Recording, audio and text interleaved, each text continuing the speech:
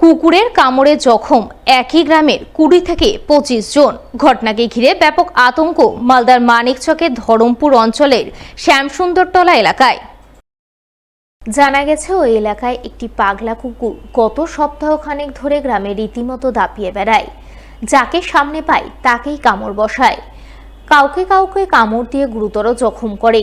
তবে শুধু মানুষ নয়, বেশ কয়েকটি গবাদি পশুকেও ওই পাগলা কুকুর কামড় দেয়।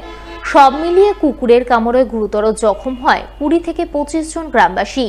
তাদের মধ্যে বেশ কয়েকজন এখনো হাসপাতালে চিকিৎসাধীন, অনেকে আবার হাসপাতাল থেকে ছাড়া পেয়ে বাড়ি ফিরেছে।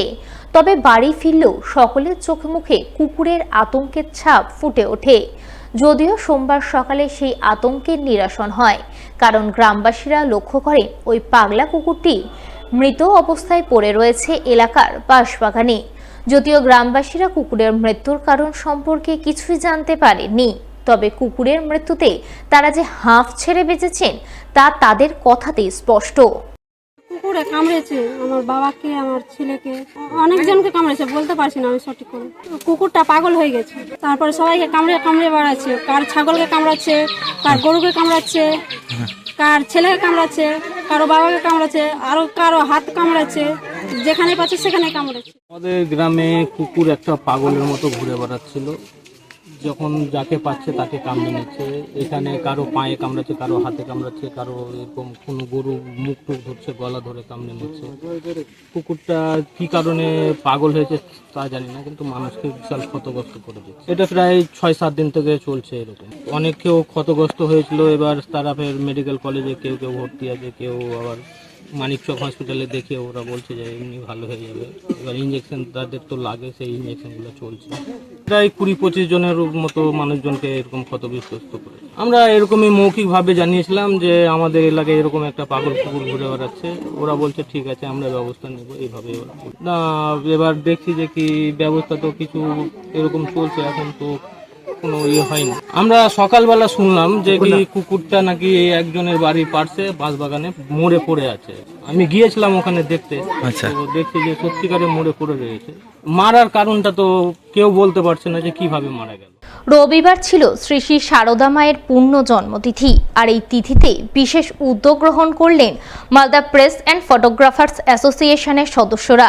ব্রতী হলেন সমাজসেবামূলক কাজে, যার অঙ্গ হিসেবে রবিবার সন্ধ্যে থেকে অনেক রাত পর্যন্ত মালদা শহরের বিভিন্ন এলাকায় ঘুরে ঘুরে শীতবস্ত্র বিতরণ করলেন দুস্থ অসহায় ভবঘুরে শীতার্ত মানুষজনের মধ্যে। এদিনের এই সমাজসেবামূলক কাজে হাজির ছিলেন মালদা রামকৃষ্ণ মিশনের মহারাজ স্বামী তপোহারানন্দজি, ইংরেজবাজার থানার IC Sanjay Ghosh, town OC Gautam Chowdhury, বিশিষ্ট সমাজসেবী সৌভিক সরকার সহ মালদা প্রেস অ্যান্ড ফটোগ্রাফার্স অ্যাসোসিয়েশনভুক্ত সাংবাদিক ও চিত্র সাংবাদিকরা।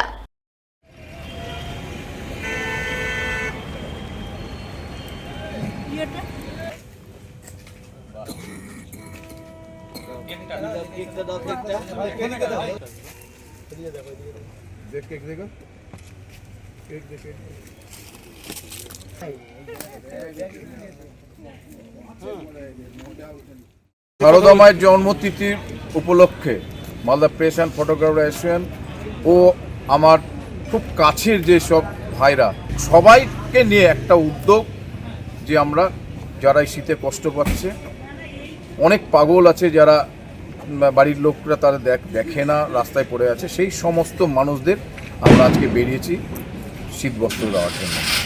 বেশ কয়েক বছর ধরে আমাদের হয়, এবছরও আমরা বেরিয়েছি।